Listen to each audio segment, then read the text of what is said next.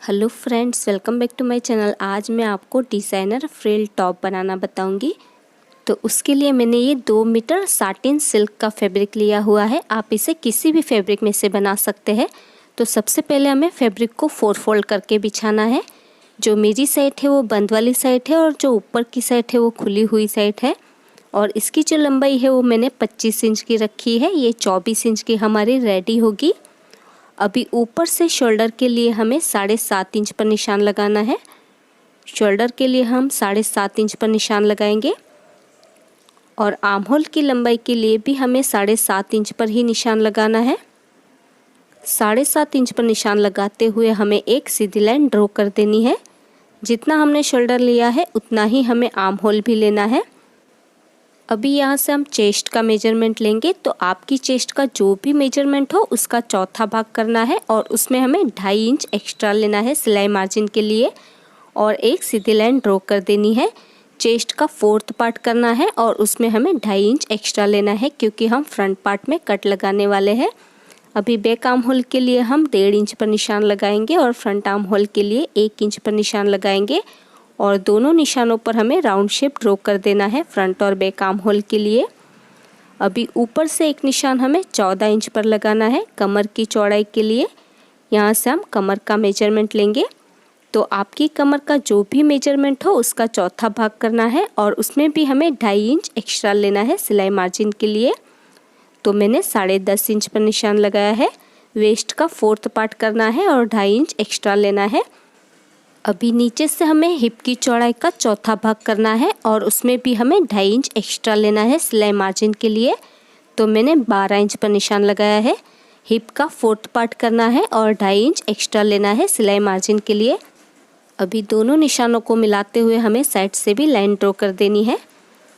अभी गले की चौड़ाई के लिए हमें 3 इंच पर निशान लगाना है क्योंकि हम इसमें डीप नेक बनाने वाले हैं। तो गले की चौड़ाई हमें 3 इंच से ज़्यादा नहीं लेनी है। और पीछे के गले की लंबाई के लिए हमें सिर्फ 2 इंच पर निशान लगाना है और आगे के गले की लंबाई के लिए हमें 7 इंच पर निशान लगाना है। पीछे का गला हम बंद रखने वाले हैं तो पीछे के गले की लंबाई हमें 2 इंच लेनी है और आगे के गले की लंबाई हमें 7 इंच या फिर 6 इंच लेनी है। और पीछे के गले के लिए हम राउंड शेप ड्रॉ कर लेंगे और आगे के गले के लिए हमें वी शेप ड्रॉ करना है। जैसे आप वीडियो में देख सकते हैं बिल्कुल उसी तरह से। अभी सबसे पहले हम बैक नेक और बैक आर्म होल से इसकी कटिंग कर देंगे। तो जैसे हमने ड्रॉ किया है बिल्कुल वैसे ही हमें इसकी कटिंग कर देनी है। तो देखिए इस तरह से मैंने कटिंग कर दी है। अभी हम इसमें से एक पार्ट को निकाल लेंगे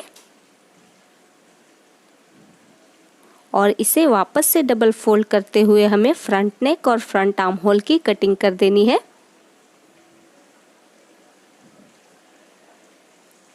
तो देखिए इस तरह से मैंने कटिंग कर दी है और ये 2 पार्ट है आगे और पीछे के लिए। अभी हम स्लीव की कटिंग करेंगे। तो मैं इसमें स्लीव लगाने वाली हूँ। आप चाहे तो इसमें बिना स्लीव के भी यानी स्लीवलेस भी बना सकते हैं। तो फैब्रिक को मैंने 4 फोल्ड करके बिछाया हुआ है। जो मेरी साइड है वो बंद वाली साइड है और जो ऊपर की साइड है वो भी बंद वाली साइड है। और स्लीव की लंबाई मैंने 22 इंच की रखी है। ये 21 इंच की हमारी रेडी होगी। और ऊपर से जो स्लीव की चौड़ाई है वो मैंने 8.5 इंच की रखी है। और कैप स्लीव की लंबाई के लिए हमें 3 इंच पर निशान लगाना है। बंद वाली साइड से भी हम 3 इंच पर निशान लगाएंगे। 3 इंच पर निशान लगाते हुए हमें एक सीधी लाइन ड्रॉ कर देनी है और खुली हुई साइड से हम 2 इंच पर निशान लगाएंगे सिलाई मार्जिन के लिए। और इसमें हमें स्लीव का शेप ड्रॉ कर देना है। जैसे हम नॉर्मल स्लीव का शेप ड्रॉ करते हैं बिल्कुल उसी तरह से हमें इसमें स्लीव का शेप ड्रॉ कर देना है। और नीचे से मेरी स्लीव की चौड़ाई 4 इंच की है तो उसमें हमें 1.5 इंच एक्स्ट्रा लेना है सिलाई मार्जिन के लिए। तो मैंने 5.5 इंच पर निशान लगाया है। आपकी जो भी स्लीव की चौड़ाई है उस तरह से आप निशान लगा सकते हैं। और साइड से भी हम लाइन ड्रॉ कर देंगे। अभी हमें इसकी कटिंग कर देनी है। तो जैसे हमने ड्रॉ किया है बिल्कुल वैसे ही हमें इसकी कटिंग कर देनी है। तो देखिए इस तरह से मैंने स्लीव की भी कटिंग कर दी है और ये 2 स्लीव है। अभी हमें फ्रंट का पार्ट लेना है। इसमें हम फ्रिल लगाने वाले हैं तो इसे हमें डबल फोल्ड करके रखना है। और गले की साइड से आप जितनी भी फ्रिल लगाना चाहते हैं उतना आपको निशान लगाना है। तो मैं 8 इंच तक इसमें फ्रिल लगाने वाली हूँ, तो मैंने 8 इंच पर निशान लगाया है। आप चाहे तो नीचे तक भी फ्रिल लगा सकते हैं। अभी हम इसका मेजरमेंट ले लेंगे। तो जहाँ से हमारा शोल्डर शुरू होता है वहीं से हमें इसका मेजरमेंट ले लेना है। जहाँ तक हमने निशान लगाया है बिल्कुल वहीं तक हम इसका मेजरमेंट ले लेंगे। तो अच्छे से हमें मेजरमेंट लेना है। तो ये मेरा 16 इंच का मेजरमेंट आया है, तो इसी हिसाब से हमें फ्रिल को कट करना है। अभी मैंने ये बचा हुआ फैब्रिक लिया हुआ है, इसे हमें डबल फोल्ड कर लेना है। जितना फैब्रिक हमें लगेगा बिल्कुल उतना ही फैब्रिक हमें डबल फोल्ड करके रखना है। देखिए मैंने इसे डबल फोल्ड करके रखा हुआ है।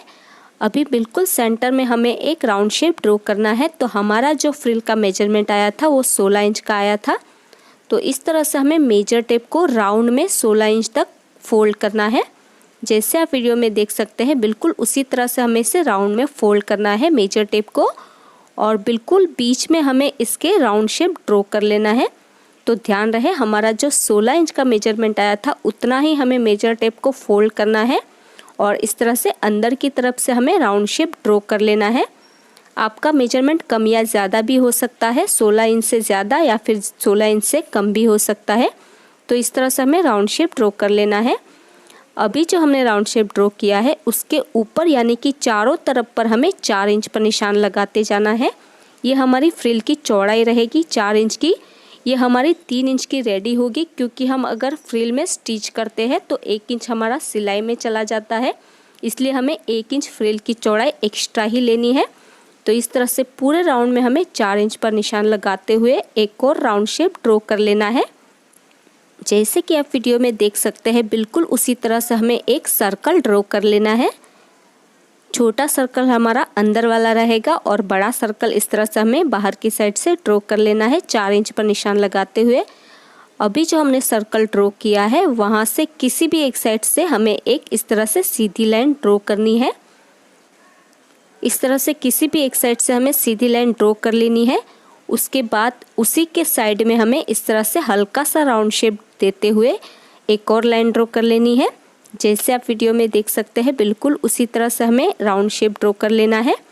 अभी हमें इसकी कटिंग कर देनी है, तो ध्यान रहे जैसे हमने ड्रॉ किया है बिल्कुल वैसे ही हमें इसकी कटिंग कर देनी है। तो फैब्रिक हमारा डबल फोल्ड है, इसलिए इस तरह से हमारी 2 फ्रिल निकल कर आएंगी। ध्यान से हमें इसकी कटिंग करनी है।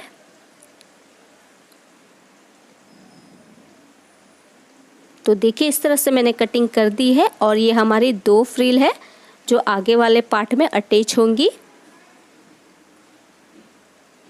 अभी हमें फ्रंट का पार्ट लेना है, और जो हमने सेंटर में इसे डबल फोल्ड किया हुआ है तो बिल्कुल सेंटर में हमें इसमें कट लगा देना है। तो सिर्फ फ्रंट पार्ट में हमें इस तरह से कट लगाकर इसे 2 हिस्सों में डिवाइड कर लेना है। उसके बाद जो हमने 2 फ्रिल कट की है उसकी बॉर्डर पर हमें स्टिच करवानी होगी। स्टिच करवाने से ही इसका फॉल बहुत ही अच्छे से आता है, इसलिए हमें इसमें स्टिच ही करवानी होगी, या फिर आप चाहे तो इस पर कोई लेस भी अटैच कर सकते हैं। तो देखिए मैंने फ्रिल में स्टिच करवा दी है, और आप देख सकते हैं इसकी चौड़ाई कितनी छोटी हो चुकी है स्टिच करवाने से। अभी हमें फ्रंट का एक साइड वाला पार्ट लेना है, और जहाँ तक हमने निशान लगाया है वहीं तक हमें इस फ्रिल को अटैच कर लेना है। तो शोल्डर से हम शुरू करेंगे, और पहले हम इसे पिन से सिक्योर कर लेंगे ताकि हमें सिलाई लगाने में आसानी हो। तो जो हमने सीधा वाला कट लगाया था वो हमारे शोल्डर के ऊपर आना चाहिए। इस तरह से हमें फ्रिल को हल्के हल्के खींचते जाना है और इसे पिन से सिक्योर करते जाना है। तो इसका फॉल बहुत ही अच्छे से आता है, और जो हमारा वी शेप है वहाँ पर भी हम अच्छे से फ्रिल को सेट करेंगे। उसके बाद फ्रिल को नीचे की तरफ इस तरह से मोड़ते हुए हमें इसे पिन से सिक्योर कर लेना है। तो जो हमने निशान लगाया है अगर उसके थोड़े से नीचे भी फ्रिल आती है तो कोई फ़र्क नहीं पड़ेगा। जहाँ तक भी हमारी फ्रिल आती है वहाँ तक हमें इसे अटैच कर देना है, यानी कि पिन से सिक्योर कर लेना है। बाद में हम इसके ऊपर सिलाई लगा लेंगे।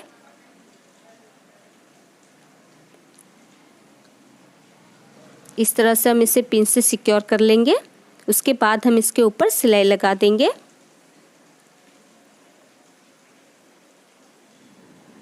और इसी तरह से दूसरी साइड वाला जो फ्रंट का पार्ट है उसके ऊपर हमें दूसरी फ्रिल को अटैच करना है। तो शोल्डर की साइड से ही हम इसे पिन से सिक्योर करते जाएंगे। और हल्के हल्के हमें इसे खींचते हुए पिन से सिक्योर कर देना है। जहाँ तक भी हमारी फ्रिल आती है वहाँ तक हमें इसमें पिन्स लगा देनी है। और पिन्स लगाने के बाद हम इसके ऊपर सिलाई लगा देंगे। तो देखिए मैंने इसके ऊपर सिलाई लगा दी है। अभी जहाँ पर हमारा वी शेप है वहाँ पर हमें एक छोटा सा कट लगाना होगा। तो कट लगाना बहुत ही ज़रूरी है, नहीं तो ये हमारा वी शेप राउंड शेप बन जाएगा। तो जहाँ पर भी हमारा वी शेप है वहाँ पर हमें बिल्कुल छोटा सा कट लगाना है। ध्यान रहे कट लगाते वक्त हमारी सिलाई नहीं कटनी चाहिए। इस तरह से हमें छोटा सा कट लगा देना है दोनों ही साइड में। तो देखिए मैंने कट लगा दिया है। अभी इन दोनों पार्ट्स को हमें एक दूसरे के बिल्कुल सामने रखना है और जो हमने वी शेप में कट लगाया है उन दोनों कट को एक दूसरे के ऊपर इस तरह से रखना है। ध्यान रहे वी शेप हमारा अच्छे से सेट होना चाहिए। इस तरह से हमें कट से कट को मिलाना है और नीचे तक हमें इसमें सिलाई लगा देनी है। तो सिलाई के अंदर हमारी फ्रिल नहीं आनी चाहिए। इस तरह से हमें इसमें सिलाई लगा देनी है। आधा इंच फैब्रिक दबाते हुए कट से नीचे की तरफ हम सिलाई लगाएंगे।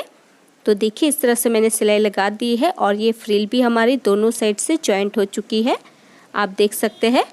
अभी ऊपर से जो शोल्डर वाली साइड से हमारी फ्रिल अटैच थी उस पर भी मैंने सिलाई लगा दी है। अभी हम गले के ऊपर पट्टी अटैच करेंगे। तो उसके लिए हमें टॉप पार्ट को इस तरह से डबल फोल्ड कर लेना है और ये मैंने बचा हुआ फैब्रिक लिया हुआ है, इसे हम इस तरह से डबल फोल्ड कर लेंगे। ध्यान रहे फोल्डेड साइड अपनी तरफ ही होनी चाहिए और इसके ऊपर हमें जो टॉप का पार्ट है उसे इस तरह से रख देना है और इस तरह से हमें वी शेप ड्रॉ कर लेना है। जैसे हमारा नेक का शेप है बिल्कुल उसी तरह से हमें ड्रॉ कर लेना है। अभी टॉप पार्ट को हटा देंगे और 1 इंच तक हम इसमें एक और लाइन ड्रॉ कर लेंगे वी शेप में। अभी हमें इसकी कटिंग कर देनी है। तो ये हमारी पट्टी भी कट हो चुकी है, आप देख सकते हैं। अभी जो पट्टी की बॉर्डर है पहले हम इसे फोल्ड करते हुए इसमें सिलाई लगा लेंगे दोनों साइड से। उसके बाद हम इसे फ्रंट पार्ट के ऊपर अटैच करेंगे। तो जो हमारा वी शेप है बिल्कुल उसी शेप में हमें इस पट्टी को इस तरह से अटैच करना है। इसके ऊपर हमें सिलाई लगा देनी है, वी शेप में ही हम सिलाई लगाएंगे। तो देखिए इस तरह से मैंने सिलाई लगा दी है। अभी जहाँ पर हमारा वी शेप है वहाँ पर हमें एक छोटा सा कट लगाना है, बिल्कुल छोटा सा ही हम कट लगाएंगे। कट लगाते वक्त ध्यान रहे हमारी सिलाई नहीं कटनी चाहिए। उसके बाद हमें पट्टी को इस तरह से टर्न करना है, जैसे आप वीडियो में देख सकते हैं बिल्कुल उसी तरह से हमें पट्टी को टर्न कर देना है और पट्टी के ऊपर ही हमें सिलाई लगानी है। इससे क्या होगा, हमें इसमें कवर सिलाई लगाने की ज़रूरत नहीं पड़ेगी और इसकी फिनिशिंग भी बहुत ही अच्छे से आएगी। तो ध्यान रहे पट्टी को इस तरह से सीधी साइड पर पलटना है और पट्टी के ऊपर ही हमें सिलाई लगानी है। फ्रिल के ऊपर हमारी सिलाई नहीं आनी चाहिए। तो इस तरह से हमें पट्टी को पलटते हुए इस पट्टी के ऊपर ही सिलाई लगानी है। तो इस तरह से हमारी पट्टी अंदर की तरफ पलट जाएगी। इसके ऊपर हमें कवर सिलाई नहीं लगानी है, पट्टी के ऊपर ही हमें सिलाई लगानी है। तो देखिए मैंने पट्टी के ऊपर सिलाई लगा दी है। अभी इस पट्टी को हम उल्टी साइड पर पलटकर इसके ऊपर हमें प्रेस लगा देनी है। इसके ऊपर हम कवर सिलाई नहीं लगाएंगे, कवर सिलाई लगाने से इसकी फिनिशिंग अच्छे से नहीं आएगी, इसलिए हम पट्टी को इस तरह से पलटते हुए इसके ऊपर प्रेस लगाकर इसे सेट कर लेंगे। उसके बाद में हम इसके ऊपर हैंड स्टिच कर देंगे। तो हैंड स्टिच हमारी फ्रिल के नीचे से आएगी, इस तरह से हमारी पट्टी भी सेट हो जाएगी। अभी हम बैक नेक के ऊपर तिरछी पट्टी अटैच करेंगे। तो सीधी साइड से ही पट्टी को हमें रखना है और इसके ऊपर हमें सिलाई लगा देनी है और पट्टी को डबल फोल्ड करते हुए हमें अंदर की तरफ मोड़ देना है। तो देखिए मैंने पट्टी को सेट कर लिया है प्रेस लगाकर और बैक नेक पर भी मैंने तिरछी पट्टी अटैच कर ली है। अभी बैक पार्ट को हमें सीधा रखना है और फ्रंट का पार्ट उसके ऊपर उल्टा रखेंगे और इसके शोल्डर जॉइंट कर लेंगे। तो देखिए मैंने इसके शोल्डर जॉइंट कर लिए हैं। अभी हम इसमें स्लीव अटैच करेंगे। अगर आप इसे स्लीवलेस रखना चाहते हैं तो आर्म होल के ऊपर सिंपली आप तिरछी पट्टी अटैच कर लीजिएगा। तो स्लीव को हमें उल्टा रखना है और सेंटर से ही हमें स्लीव को अटैच कर लेना है, यानी कि इसमें सिलाई लगा देनी है। उसके बाद जो स्लीव की बॉर्डर है उसे हमें सिंपली डबल फोल्ड कर लेना है और इसके ऊपर हमें सिलाई लगा देनी है। और इसी तरह से दूसरे आर्म होल के ऊपर भी हमें स्लीव को उल्टा रखना है और इसके ऊपर हमें सिलाई लगा देनी है। और स्लीव की जो बॉर्डर है उसे भी हमें डबल फोल्ड करते हुए इसमें सिलाई लगा देनी है। तो देखिए मैंने स्लीव को अटैच कर लिया है दोनों ही साइड से और स्लीव की जो बॉर्डर है उसे भी मैंने फोल्ड कर लिया है। अभी टॉप पार्ट को हमें उल्टा कर देना है और साइड से 2 इंच का गैप रखते हुए हमें इसकी फिटिंग कर लेनी है। दोनों ही साइड से 2 इंच का गैप रखते हुए हमें इसकी फिटिंग कर लेनी है ऊपर से लेकर नीचे तक। उसके बाद जो नीचे की बॉर्डर है उसे हमें डबल फोल्ड करते हुए इसमें सिलाई लगा देनी है। तो देखिए मैंने इसकी फिटिंग कर ली है दोनों ही साइड से और नीचे की जो बॉर्डर है उसे भी मैंने फोल्ड कर लिया है। और इसी के साथ ये हमारा डिज़ाइनर फ्रिल टॉप बनकर रेडी हो चुका है और ये है इसका final look. So friends, I hope आपको आज का ट्यूटोरियल पसंद आया होगा।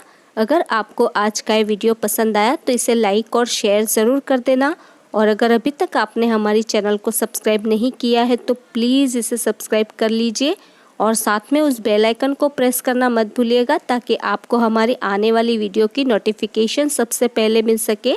और आपको ये वीडियो कैसा लगा मुझे कमेंट करके ज़रूर बताइएगा। मेरा ये वीडियो देखने के लिए thank you so much guys.